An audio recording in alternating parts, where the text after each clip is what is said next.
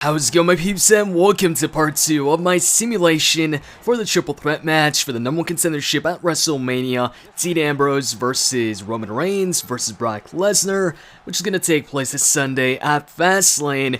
And this is not only the second time that the main event of Fastlane is for the #1 contendership, but also it's the second year in a row that Roman Reigns main events Fastlane. And if he wins, which he definitely will, then it's going to be his second year in a row that Roman Reigns challenges for the WWE World Heavyweight Championship at Mania. So there's a lot of seconds in there. Anyways, I'll be going over a bunch of reasons as to why I think Brock and Dean Ambrose won't win, and then go over a bunch of reasons why I think Roman Reigns will win this. First off, though, I will say the WWE's been doing a good job at making it seem like Dean Ambrose actually has a good chance at winning this. Now, initially, when this match was announced, it was 100% obvious that Roman Reigns is going to win this. It's still obvious that Roman Reigns is going to win this, but I'd say his chances went from 100% to maybe 98% or 99%. So, he's still the obvious clear winner here, but I do appreciate that they're trying to make it seem like, hey, maybe Ambrose, is going to win this after all. Maybe they've changed their minds, and it's not going to be Triple H versus Roman Reigns, and it's going to be Ambrose versus Triple H at Mania. Especially with them making Ambrose such a big focus in the match, or at least Ambrose versus Brock Lesnar, Reigns hasn't really been spotlighted as much going into this until, this past Raw where he had his own promo or, confrontation with Paul Heyman. Apart from that, the past couple of weeks, it's just been Dean Ambrose and Brock, really. But when you really think about it, and if you've been watching wrestling for a while, the WWE for a while, you gotta figure out these tactics. You see this and you're like, yeah, they're focusing. It's kind of like the whole momentum thing, where usually whoever has the momentum going into it ends up losing.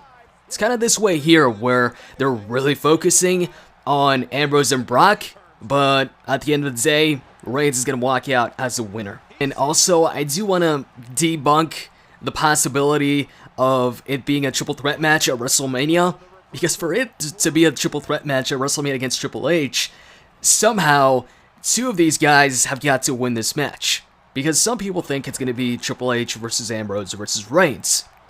But how do both Ambrose and Reigns win this at the same time? Because if they do win this at the same time, because, there are maybe some ways like, hey, they both make they both make Brock Lesnar tap out at the same time. One of them puts him in the crossface, the other one puts him in the Boston Crab.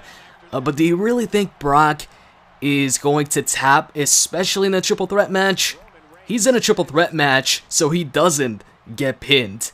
Ambrose is going to be the one getting pinned here, so it just can't be Reigns and Ambrose at the same time, or in a triple threat with Triple H at Mania, because that would mean either Brock gets pinned or either Brock taps out or passes out. I don't think that's going to happen. I highly, highly doubt that. Anyway, so now that that's out of the way, it's definitely, one person that's going to move on. And let's start off with Brock. Why don't I think Brock is going to win this? They've been having these stare downs lately with Brock and Triple H, where Brock basically has been kicking Dean Ambrose and Roman Reigns' ass, and then right after Triple H comes out and he has a stare down with Brock, it's happened on Raw and it's happened on SmackDown. To me, honestly, these stare downs are simply to make the casual fan think that, hey, Brock is gonna win this, because look at this, he's kicking both Ambrose and Reigns' ass at the same time. He threw a table at Roman Reigns. By the way, when he threw that table, man, you could tell Brock threw that table hard at Roman Reigns. And that wasn't the usual table, that wasn't the breakable table. But yeah, he beat up Reigns, he beat up Ambrose pretty damn easily on his own. To me, that's just them, like I said, trying to make the casual fan or the kids think that, hey man, how are they going to beat Brock? Of course Brock is going to win this. That's about it. I don't see anything further from these stare downs with Triple H. This isn't a sign to me that it's going to be Brock versus Triple H. Why would it be Brock versus Triple H anyways? They're both kind of heels, or I guess Brock is a tweener, but they've already faced off. Brock vs. Triple H, it's been done before. Brock has already faced off against so many of the same opponents before. he's had, what, 3 or 4 matches against Triple H, and one of them was at WrestleMania. There's just absolutely no story also behind Triple H and Brock right now. The story for a Brock vs. Triple H match at Mania, like, there'd be none. It would just be, hey, I won this #1 contendership match, you're the champion, let's fight. That's it. But on the other hand, at least Dean Ambrose, you know, he was the second guy, or the last guy eliminated in the Rumble match. It was down to him and Triple H, and obviously, he doesn't like Triple H. You know, he's a friend with Roman Reigns, or a friend of Roman Reigns, and so it's, you know, Roman Reigns and his crew, or Dean Ambrose or Roman Reigns versus the Authority. That works. At least, you know, Ambrose has something there to go off of for singles match against Triple H at WrestleMania.